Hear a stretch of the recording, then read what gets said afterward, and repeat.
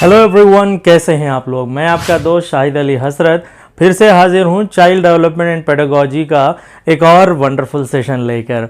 दोस्तों, हमने पिछले जो सेशन में बात की थी कंस्ट्रक्टिविज़म प्रिंसिपल्स की, और वहां पर हमने कंस्ट्रक्टिविज़म के मानने वालों के बारे में तफसीली तौर पर बात की और साथ ही साथ हमने बात की थी पियाजे, वाइगॉट्स्की और कोलबर्ग के नज़रियात या थ्योरीज की।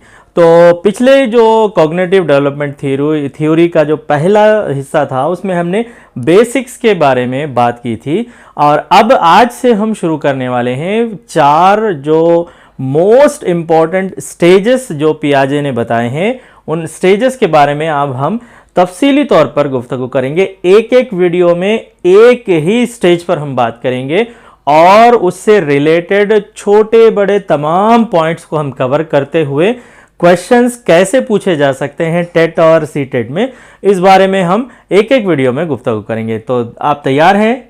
अगर आप तैयार हैं तो आपके लाइक और आपके शेयर और आपके कमेंट्स का हमें बेसब्री से इंतज़ार रहेगा।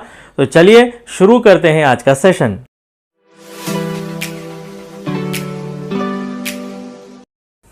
अगर हम पियाजे की थ्योरी की एनालिसिस करें या उसका तज्जिया करें तो हमें वहाँ से एक बात खुलकर सामने आ जाती है कि पूरी की पूरी कॉग्निटिव डेवलपमेंट थ्योरी पियाजे की उम्र पर डिपेंडेंट है, एज पर डिपेंडेंट है। याद रखें ये बात कि वहाँ पर उन्होंने हर एरिया को एज से रिलेट किया है।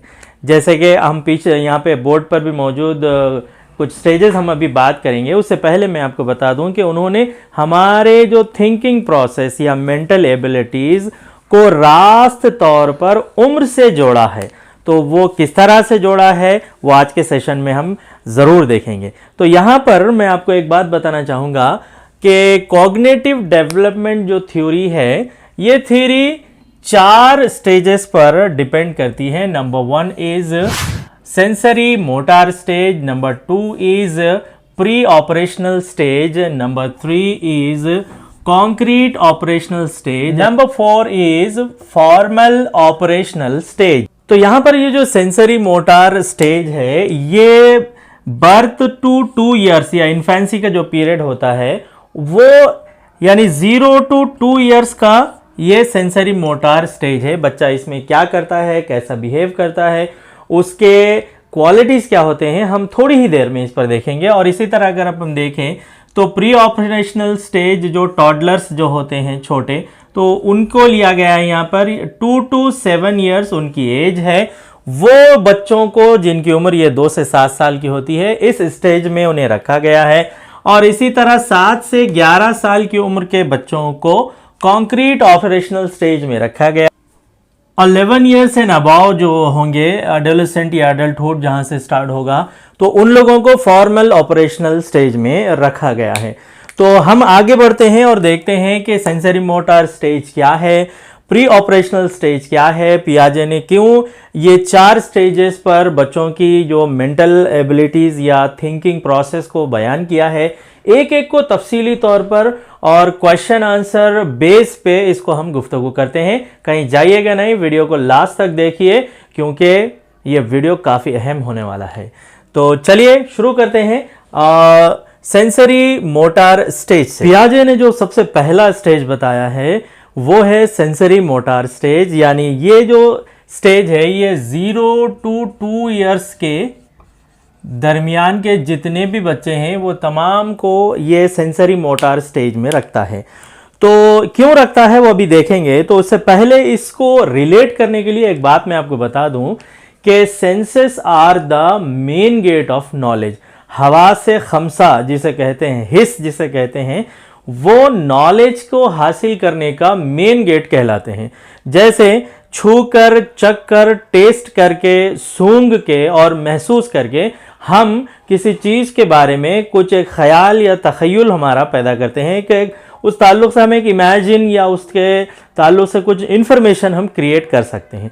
तो इसी तरह बच्चे भी जो होते हैं, जो पहला जो उनका जो ये जो स्टेज है, ये स्टेज में इसीलिए उसका नाम भी इसीलिए रखा गया सेंसेस और मोटार के सेंसरी मोटार मूवमेंट्स, यानी हिस्सी और हरकी जितने भी अफ़ाल होंगे वो तमाम इसी स्टेज के तहत आएंगे। तो शुरुआत में बच्चा क्या करता है, तो इसमें क्या होगा, इसमें होगा उसके सेंसेस और मोटर एक्टिविटीज़ के ज़रिए से वो किसी भी चीज़ का नॉलेज अगर लेना हो तो वो पहले आप गौर करें कि बच्चा पहले लेकर उसे अपने मुंह में डालता है और उसके बारे में एक अपना ख्याल या तख़य्युल डेवलप करता रहता है कि ये मीठा है, ये खट्टा है, ये कड़वा है, या इसकी साख्त कैसी है, या इसकी जसामत कैसी है, इसका शेप कैसा है, वो उसके बारे में अपना एक परसेप्शन तैयार करता रहता है, ख्याल बनाता रहता है। और इसमें जो सबसे अहम चीज़ें हैं जो बच्चे के अंदर आएंगी वो है सक एंड ग्रास्पिंग।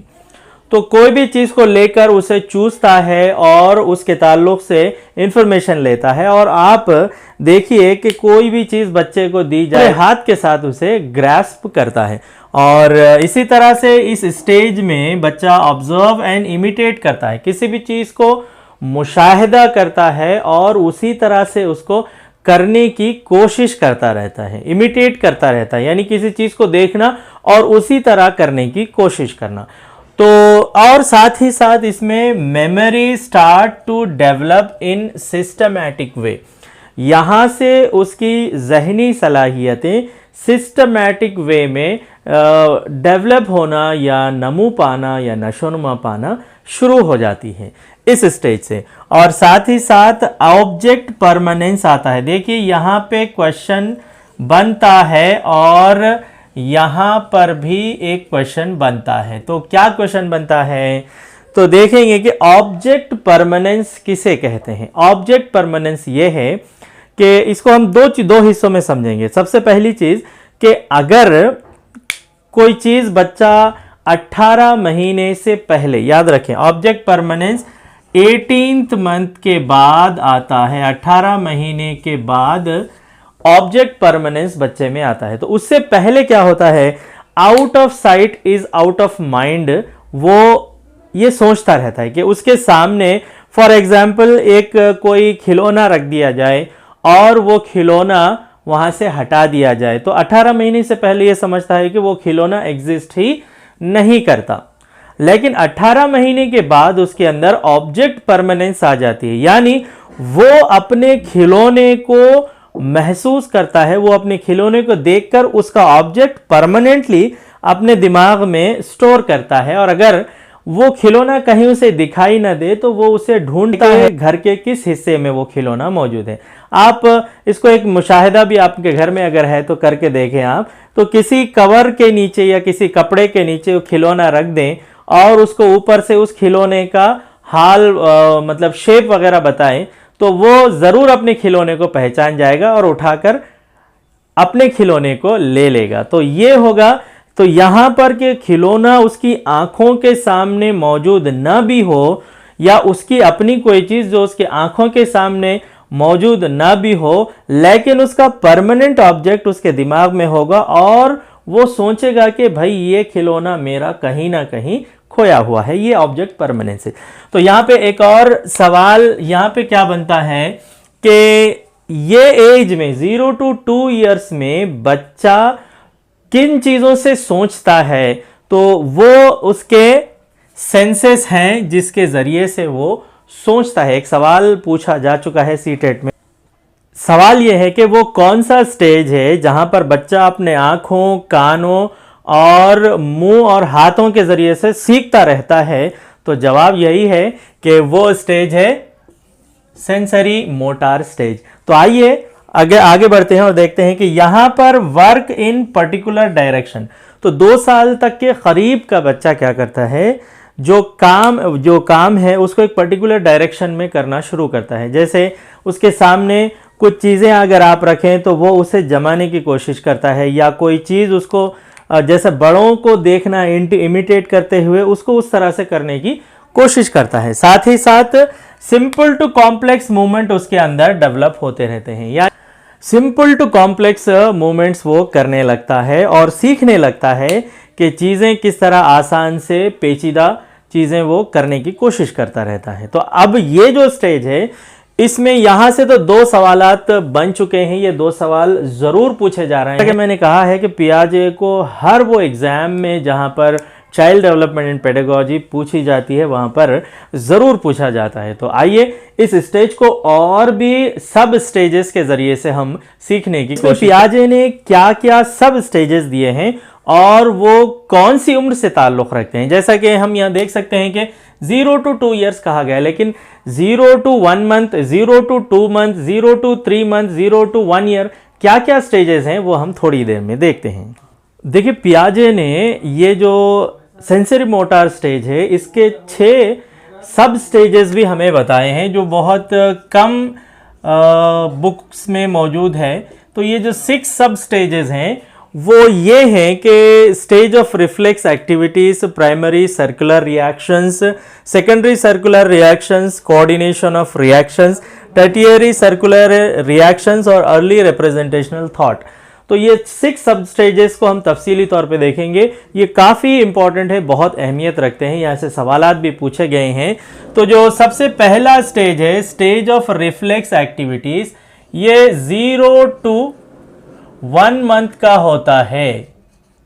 तो ये इसका 0 to 1 month, हम यहाँ पे 0 to 2 years ही देख रहे हैं। तो 0 to 1 month होता है स्टेज ऑफ रिफ्लेक्स एक्टिविटी, यानी रिफ्लेक्स एक्टिविटीज स्टिमुलस के साथ फौरी रेस्पॉन्स होना। तो इसकी मिसाल मैं आपको बता दूं कि जब भी आप 0 to 1 month या 1 महीने तक के बच्चे के हाथ पर अगर आप उंगली रखेंगे तो वो फौरी आपकी उंगली पकड़ लेगा। क्यों पकड़ेगा? तो यहां पर 3 चीजें उसके पास आएंगी। नंबर 1 है ग्रास्पिंग आएगी रिफ्लेक्स एक्टिविटी की, दूसरा आएगा सकिंग एंड तीसरा आएगा लुकिंग। तो यहां पे कितने चीजें आएंगी? नंबर 1 है ग्रास्पिंग यानी रिफ्लेक्स एक्टिविटी, सकिंग और लुकिंग।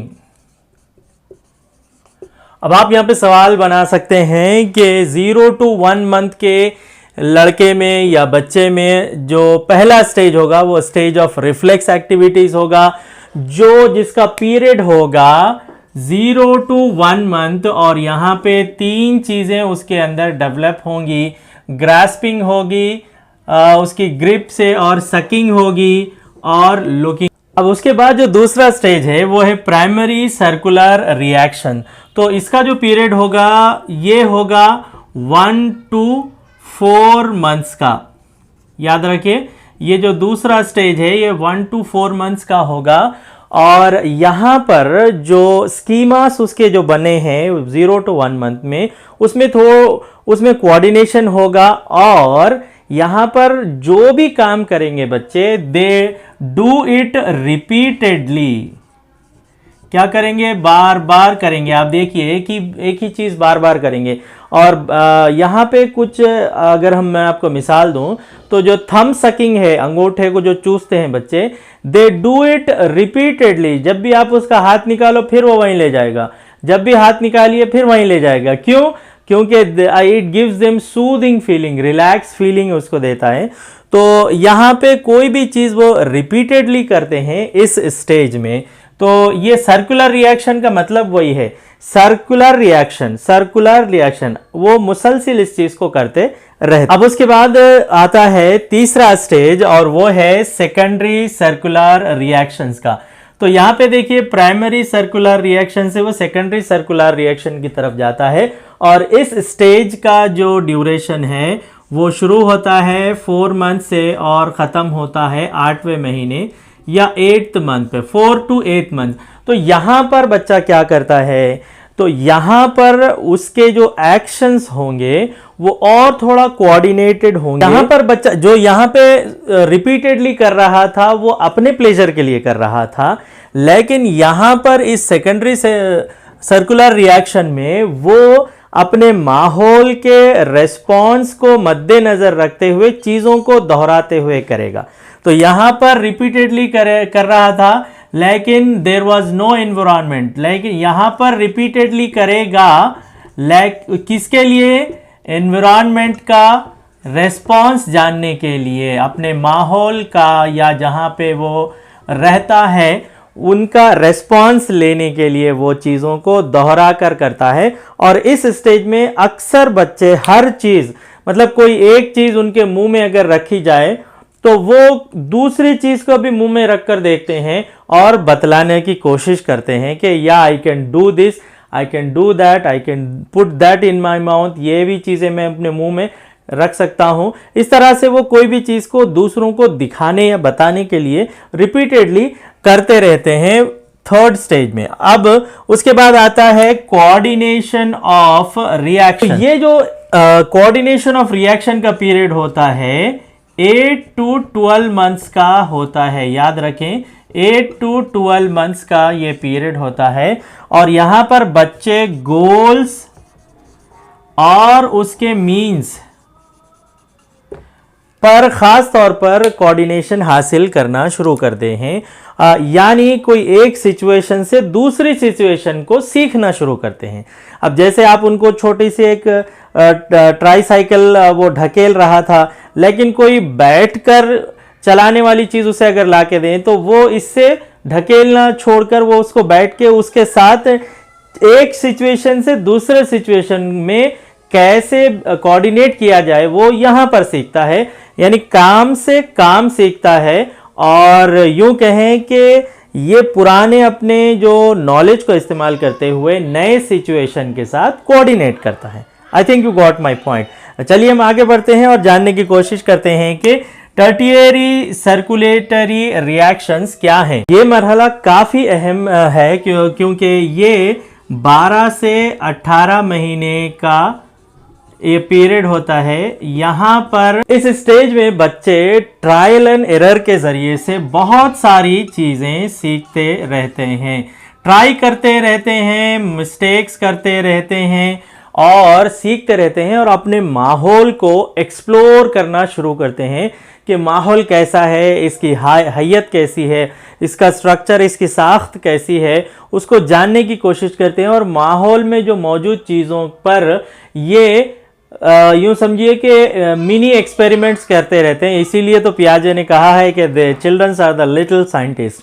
तो ये जो स्टेज है इसमें ज़्यादा से ज़्यादा केयर गिवर्स का अटेंशन हासिल करने की कोशिश करते रहते हैं। जी हाँ, जो भी उनके पेरेंट्स हो या उनके केयर टेकर्स हो, उनका अटेंशन किस तरह से हासिल किया जाए, या यूं बताता है कि मैंने ये काम कर दिया है। ट्रायल करते करते जब वो सक्सेस हो जाता है, सक्सीडेड होता है, कामयाब हो जाता है, तो वो अपने केयर गिवर्स को ये बताने की कोशिश शुरू कर देता है। तो यहाँ पर भी एक क्वेश्चन आपको बन सकता है, ट्रायल एंड एरर का जो इनके अंदर टेंडेंसी जागती है वो टर्टियरी सर्कुलर रिएक्शन के अंदर जागती है। तो आइए और आगे देखते हैं। This is the early representational thought.